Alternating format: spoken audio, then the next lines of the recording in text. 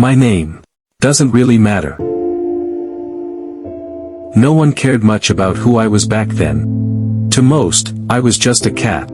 A humanoid one, yes, but still, just a cat born into a family so poor, we couldn't afford a single new pair of shoes my whole life.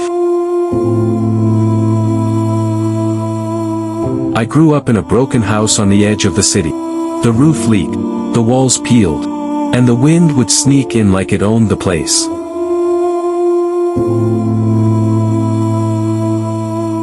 My mom sewed clothes for other people. My dad collected junk. We ate what we had.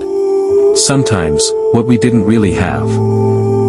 I remember clearly the day I realized the world wasn't fair. I was still small then, wearing this faded brown hoodie that had passed down through too many paws.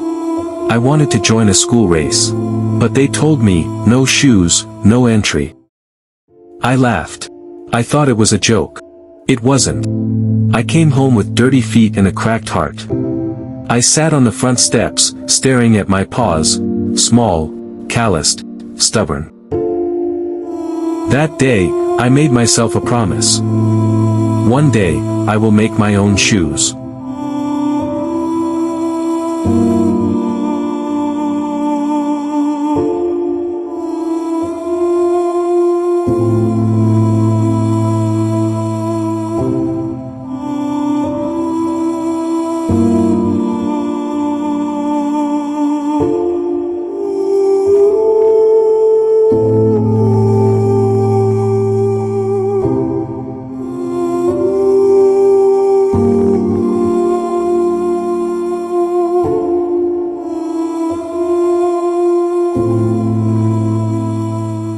No matter what it takes.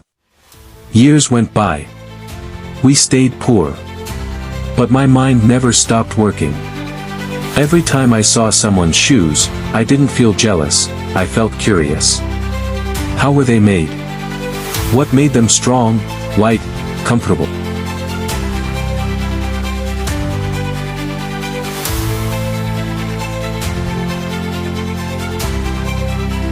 I scribbled thoughts on cardboard scraps. Sometimes I carved ideas into my wall. I started collecting broken soles from trash bins. Snapped shoelaces from the roadside. Torn faux leather from factory leftovers. My hands bled. My nose was full of dust. But somehow, curiosity was louder than hunger. I started stitching. In the tiny corner of our home, under a flickering bulb, I sewed pieces of hope together. My first pair looked awful, like lost sandals on the wrong feet. But when I wore them, I smiled. For the first time, I felt capable. But life didn't magically change. I walked shop to shop, offering my handmade shoes. They laughed. Some said, "Cute. But who'd buy shoes from a poor cat?" I acted like I didn't hear. That night, I cried, quietly. Under a blanket that smelled like old memories. But I didn't stop. Every rejection became fuel. Every mocking smile became a new pattern. I learned from each mistake, from cracked soles and stitched blisters. I had no mentor. Just this fire inside me that refused to die.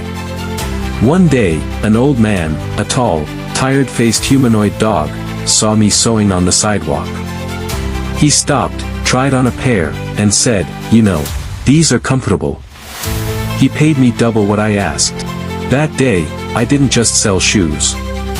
I sold proof that I could survive. And word got around. From one voice to another. From alley to alley. Orders started coming in.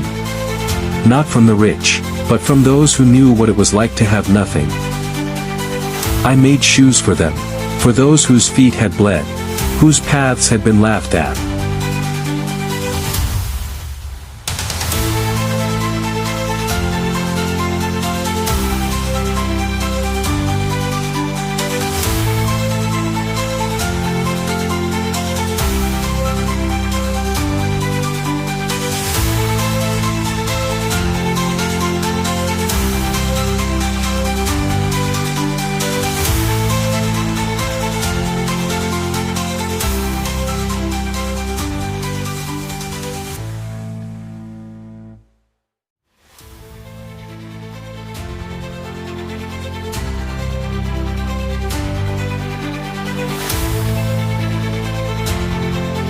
I never became super rich, but I had enough.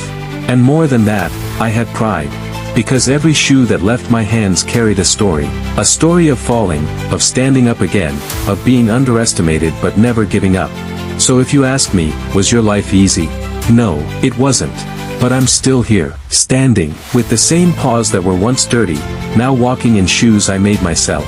And honestly, I don't think there's a victory sweeter than that.